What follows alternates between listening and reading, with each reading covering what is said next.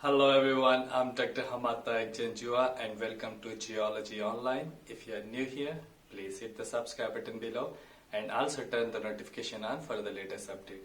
You can also suggest me any topic if you want me to prepare a presentation for you. So let's begin our topic for today. People always wonder where different types of rocks come from and why they are different from each other. To understand the different colors and texture of these rocks, we need to understand the rock cycle. The rock cycle features three types of rocks: igneous, sedimentary, and metamorphic. All these types transform over time into one another.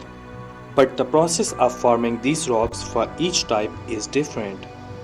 Let's discuss in detail the formation process of each type. Igneous means fiery.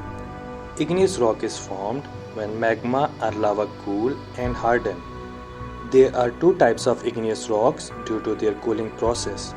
Sometimes the magma cools slowly beneath the Earth's surface and this forms an intrusive igneous rocks, for example, granite. Due to continuous movement of magma towards the surface, when it reaches to surface in the form of volcanoes, it forms an extrusive igneous rocks by volcanic eruption. These rocks have small crystals, for example, basalt, rhyolite, and andesite. About 90 to 95% of Earth crust is made up of igneous rocks. The next is sedimentary rock. Sedimentary rocks make up about 3/4 of all the rocks on the Earth. Sedimentary rock is important in terms of preserving the environmental records during the process of formation. For example, preserved fossils. Sedimentary rocks are formed from the broken fragment of pre-existing rocks. These broken pieces of pre-existing rocks are of various sizes and referred as clast. Sedimentary rocks are made up of minerals, crystals, or even organic matters such as bones, skeletals, shells, and plants.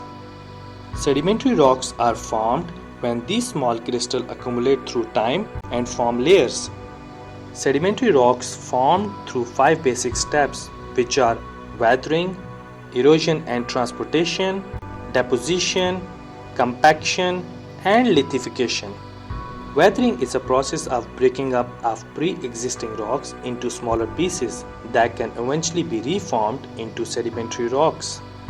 The major agents that contribute to the breaking of pre-existing rocks are wind, water, ice, gravity, and sun.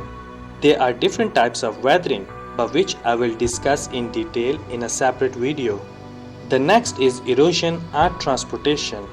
Erosion is the process of moving or transporting of clast from the pre-existing rocks by natural forces such as wind, water, ice, or gravity. Usually, weathering and erosion often take place at the same time. The next is deposition. In this process, the eroded or transported sediments come to rest on a surface. This process occurs when transporting agents lose their energy to transport heavier sediment. For example, riverbed, rock slides, or when river meets the ocean. Over million years, these loose sediments settle or deposit on top of each other and create overburden pressure. Due to this overburden pressure, the younger sediment started compacting together and this process is known as compaction. After the compaction, the lithification process begins, where the dissolved mineral crystallized and sediment started cementing together. This process is known as lithification. Finally, the sediment or clast become a sedimentary rock. Some examples of sedimentary rocks are limestone, shale, and sandstone. Third type of rock is metamorphic rock. Metamorphic rocks were once igneous or sedimentary rocks but has been changed by extreme heat and pressure. Metamorphic rocks are formed under the deep earth's surface where the temperature and pressure is very high, or when the rock near the surface is heated up by movement of plate tectonic or magma. Different types of sedimentary and igneous rocks become different types of metamorphic rocks under high temperature and pressure. For example, shale become slate, sandstone become quartzite, and limestone become marble. In summary, rocks are slowly but continuously changing, known as the rock cycle. The rock cycle begins with the hot magma beneath the Earth's surface.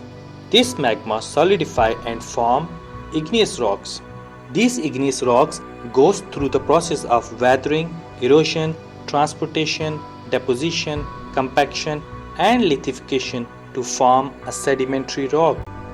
Then these sedimentary rocks go further subsurface burial due to tectonic activities or continuous deposition of new sedimentary layers on the top of previous one, where they are exposed to heat and pressure, transforming them into metamorphic rocks.